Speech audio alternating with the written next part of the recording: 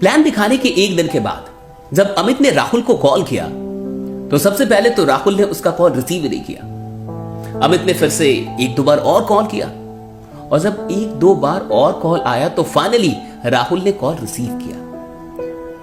अमित ने कहा कि यार कैसा है और बता। राहुल ने बोला सब कुछ ठीक है, बता क्यों कॉल क्यों किया है। अमित ने कहा कि कल तेरे को प्लान दिखाया था एक, तो तूने क्या सोचा। राहुल ने कहा कि देख मैं तेरे से सीधे सीधे बोल दूं कि मैं ना इन जोड़ने वालों धंधों में नहीं पड़ने वाला और मुझे पता है ये लोगों को बेवकूफ बनाने का धंधा है और मैं ये सब बिल्कुल नहीं करने वाला।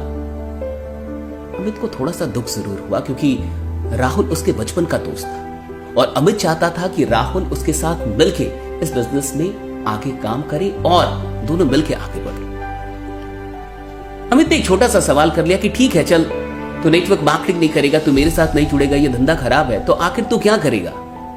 राहुल ने कहा कि देख मैं शेयर मार्केट कर लूंगा, मैं पैसा कहीं से कमा लूंगा, लेकिन ये इतना छोटा काम है, ये इतना नीच काम है, लोगों को बेचना कुछ, ये मैं नहीं करने वाला, ये जोड़ने वाला काम मुझसे नहीं होगा।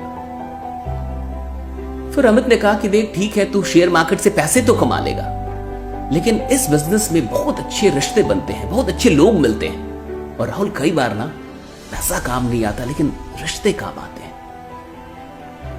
राहुल ने कहा कि देख तू ना मुझे बना मत, हाँ साला मैं सब जानता हूं कि तू चाहता क्या, तू बस इतना चाहता है कि मैं जुड़ जाऊं, तो तेरी यहां कुछ भी नहीं चलेगी। और सुन आज के बाद ना कॉल मत करियो, मुझे अच्छे से पता है कि मुझे क्या करना और क्या नहीं करना है, कम से कम ये धंधा तो मैं कभी ना करूं। और तू लोगों की बात कर रहा है, नेटवर्किंग के लोग कितने स्वार्थी होते ना, तू मुझे मत बता, और तुम सब लोग सिर्फ पैसों के लिए काम कर रहे हो। और इतना कह के राहुल ने फोन रख दिया। अमित को थोड़ा सा दुख जरूर हुआ क्योंकि अमित चाहता था कि राहुल उसके साथ आगे बढ़े, लेकिन फिर भी अमित के पास कोई ऑप्शन नहीं था। उसने उसको कॉल करना बंद कर दिया क्योंकि वो नहीं चाहता था कि जो दोस्ती है वो भी टूट जाए। और फाइनली अमित अपने काम में लग गया। लगभग 1-1.5 महीने के बाद एक दिन रात के 11:30-12 बजे के करीब राहुल का कॉल अमित के नंबर पे आया। अमित ने जैसे ही कॉल देखा वो समझ गया कि ये कॉल किस बारे में हो सकता है, क्योंकि इससे पहले भी राहुल ने उसे 1-2 बार कॉल किया था और वो कॉल तब करता था जब कोई वीडियो आती थी नेटवर्क मार्केटिंग के बारे में नेगेटिव, तो बड़े मजे लेता था। ये देखा, ये वीडियो देखी, देख ले एक बार जाके, देख ले इस चैनल पे, देख अच्छे से बाजार डाली है, अभी भी तू कर रहा है। तो अमित समझ गया कि फिर से कुछ ना कुछ यही मामला होगा, लेकिन फिर भी उसने कॉल रिसीव किया और जैसे ही कॉल रिसीव किया राहुल थोड़ा सा घबराया हुआ महसूस हुआ। मामला कुछ और था। राहुल की आवाज में एक गड़बड़ाहट थी और उसने कहा कि अमित सुन, अभी मैं इस हॉस्पिटल में हूं और मेरी माँ को ब्लड की जरूरत है, मेरी माँ बीमार है और अचानक से अभी ब्लड चाहिए और हमें मिल नहीं रहा और ये बी नेगेटिव ब्लड है। अमित ने सीधे कहा कि देख तू जहां है तू जल्दी से मुझे एड्रेस भेज और तू टेंशन मत ले, हम 10 से 15 मिनट में वहां पे पहुंच जाएंगे। वैसे तूने जो हॉस्पिटल बताया मुझे पता है वो कहां पे है, फिर भी तू एक बार लोकेशन भेज दे। अमित ने तुरंत इस मैसेज को अपने ग्रुप में अपने लीडर्स के बीच में सर्कुलेट किया, ऐसे भेजा और 5 मिनट के अंदर एक बंदा मिल गया जिसका ब्लड बी नेगेटिव था।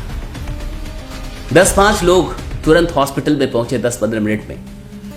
वहां पे राहुल काफी दुखद, और जब ये सब लोग वहां पहुंचे और कहा कि ब्लड मिल चुका है, ये ब्लड दे, राहुल अंदर से तो बड़ा खुश था, लेकिन उसे कुछ समझ में नहीं आ रहा था कि वो क्या बोले और क्या ना बोले। फाइनली वहां पे उसकी मां को ब्लड मिल गया और कुछ देर के बाद अमित और उसके सारे दोस्त वहां से चले गए।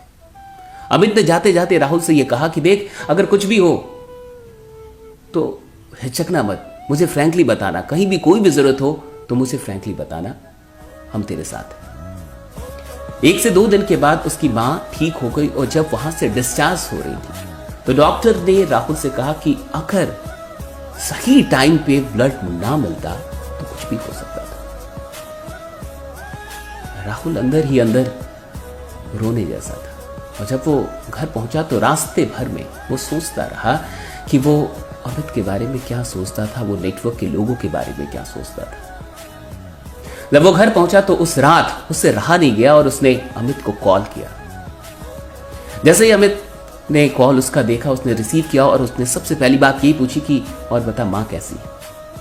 राहुल ने कहा कि सब कुछ ठीक है, माँ घर आ गई है, ठीक हो गई, सब कुछ बढ़िया है। राहुल को कुछ समझ में ना आया, फिर भी राहुल ने कहा कि देख सब कुछ तो ठीक है लेकिन बस एक चीज ठीक नहीं है। अमित ने कहा क्या क्या प्रॉब्लम बता। क्योंकि तूने मुझे अभी तक जोड़ा नहीं। यार क्या फालतू की बात कर रहा है, तुझे ये काम नहीं कर रहा है। और तू ये मत सोच कि हम लोग ब्लड इसलिए देने गए थे या सहायता हम लोगों ने इसलिए की कि हम चाहते हैं कि तेरी जुआनी हो जाए, ऐसा बिल्कुल नहीं है। राहुल ने कहा कि क्या यार, ऐसा मत सोच कि मैं जिंदगी भर नेगेटिव ही रहूंगा। हाँ, मुझे लगता था कि नेटवर्क के लोग सब स्वार्थी होते हैं, और ये मत समझ कि अगर मैं नेगेटिव था तो मैं पॉजिटिव नहीं हो सकता। और अभी तक तूने पॉजिटिव लोगों को टीम बनाते हुए देखा है, अभी तूने नेगेटिव लोगों को टीम बनाते हुए नहीं देखा। ये वो राहुल नहीं है। मुझे जोड़ ले यार, मैं भी चाहता हूं इस परिवार का हिस्सा बनना, मैं भी चाहता हूं ऐसे लोगों के साथ रहना। और सुन, मैं दिखाऊंगा कि टीम कैसे बनती है। ये सारी चीजें हो गई और वाकई फिर राहुल अमित के साथ जुड़ा और आगे क्या हुआ ये तो कभी और। लेकिन ये कहानी आपको कैसी लगी, ये घटना आपको कैसी लगी, मुझे कमेंट करके जरूर बताइएगा। और मैं आपसे कहना चाहूंगा, अगर आप नेटवर्क मार्केटिंग से नहीं जुड़े हैं तो एक बात हमेशा याद रखिएगा कि नेटवर्कर स्वार्थी नहीं होते। अगर यहां पे पैसों की बात होती है तो इसका यह मतलब नहीं है कि ये सिर्फ पैसों के लिए काम कर रहे हैं।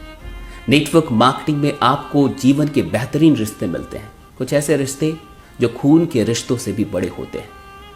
और जिन लोगों को भी ऐसा एहसास है, प्लीज आप कमेंट करके जरूर बताइएगा। और इस कहानी को, इस वीडियो को सिर्फ अपने तक मत रखिएगा, और भी लोगों तक पहुंचाइए। बाकी मैं ऐसी ही और भी कहानियों के साथ आगे आपको मिलता रहूंगा। बने रहिए, जमे रहिए, क्योंकि आपका जीतना सुनिश्चित है। Thank you so much.